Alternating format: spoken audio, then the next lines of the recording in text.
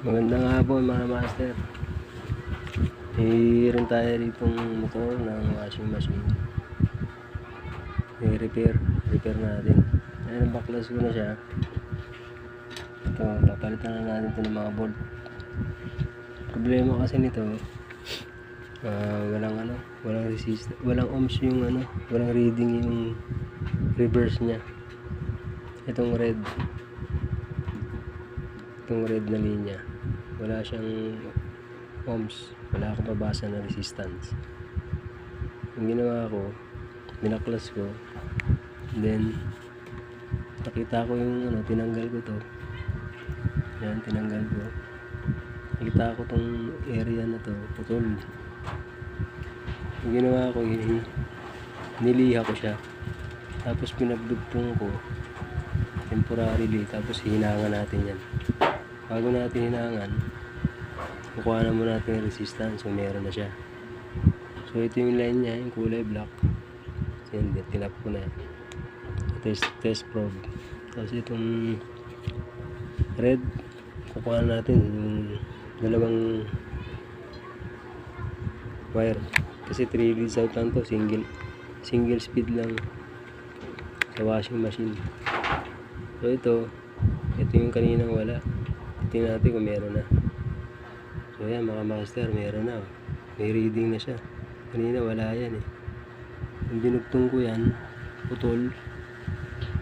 Yan, aluminum siya eh. Aluminum yung pinaka windings ng motor. Okay na yung red, yung reverse. Sunod naman natin yung forward na blue. Ito mga master, meron reading in blue, kulay blue.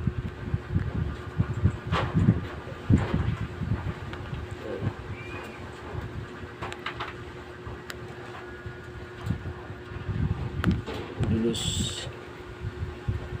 Ayan. Natin may reading na siya. Lulus yata rito. Yun, meron na. Naglus lang sa block. Lulus dito.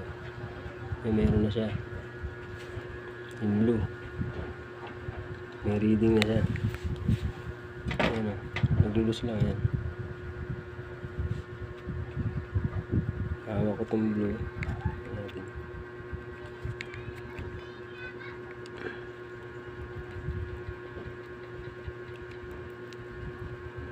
Ayan. Yung kulay blue. Naglulus eh. Ayan.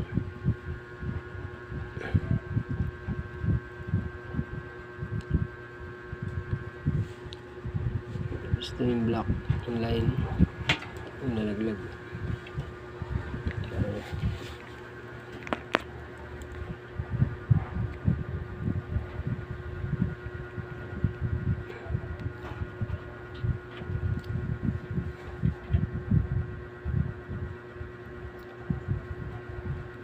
May reading na siya, yung blue tsaka black.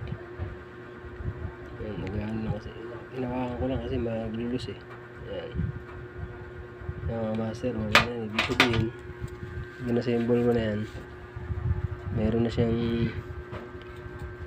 okay pa naman yung mechanical niya eh.